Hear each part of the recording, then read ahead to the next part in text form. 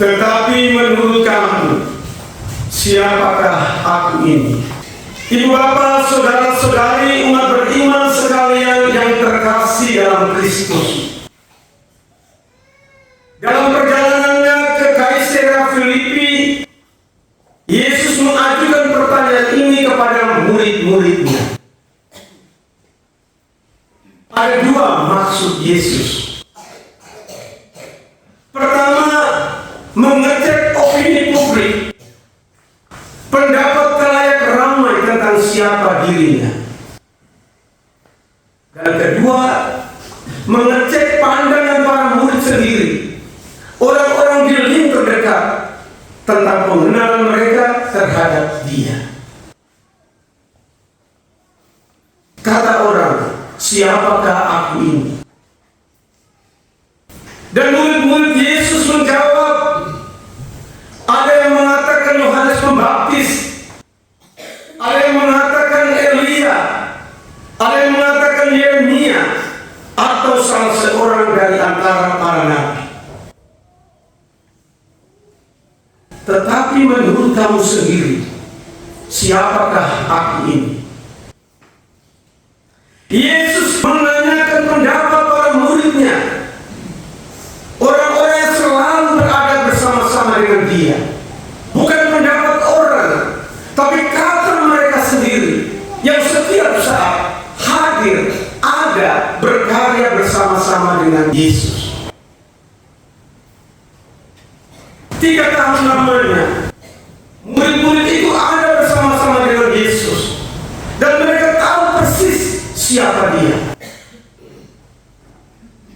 Dia adalah putra yang taat pada kehendak Bapa. Dia adalah seorang pembuat mujizat yang dahsyat, pemimpin yang visioner dan populis, pejuang kebenaran yang lugas, dan seorang pelaku transformasi sosial yang berbakat. Dengan semua kualifikasi ini, Petrus yakin, Petrus percaya bahwa Dia adalah Mesias yang dinanti-nantikan. Itu sebabnya ketika Yesus mengajukan pertanyaan, tetapi menurut kamu, siapakah aku ini? Petrus menjawab dengan lugas, engkau adalah Mesias, anak Allah yang hidup. Apa jawab Yesus? Berbahagialah engkau Simon bin Yunus, sebab engkau mengatakan bukan apa yang dipikirkan manusia, tapi apa yang dikatakan oleh Bapa-Ku yang di surga. Dan engkau Petrus, engkau batu karang, dan di atasnya aku akan mendirikan gereja. Apa yang kamu ikat di dunia ini akan terikat di surga. Apa yang kamu lepaskan di dunia ini akan terlepas di surga. Saudara-saudara terkasih, kata-kata Yesus bukan kata-kata biasa. Inilah kata-kata yang menugaskan Petrus sebagai kepala gereja Allah di dunia ini.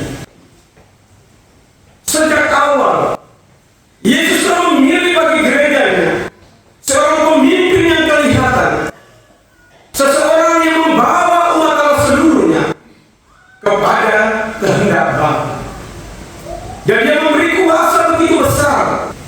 Apa yang kamu ikat di dunia ini akan terikat di surga.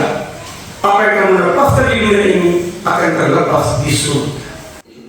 Petrus dan pengganti-penggantinya diberi kuasa sebagai pemimpin dan gembala, mengajar kebenaran Allah, mengatakan apa yang benar dan apa yang salah, memastikan apa yang merupakan iman gereja dan apa yang bukan, untuk menghukum dan mengampuni. Apa yang kamu ikat di dunia ini akan terikat di surga. Apa yang kamu lepaskan di dunia ini akan terlepas di surga. Hari ini Gereja Katolik sejagat merayakan pesta Petrus dan Paulus, dua tokoh besar dalam pewartaan dan pengembangan kerajaan Allah di dunia ini. Petrus semula bernama Simon, seorang nelayan sederhana di tepi danau Galilea, seseorang yang kurang terpelajar,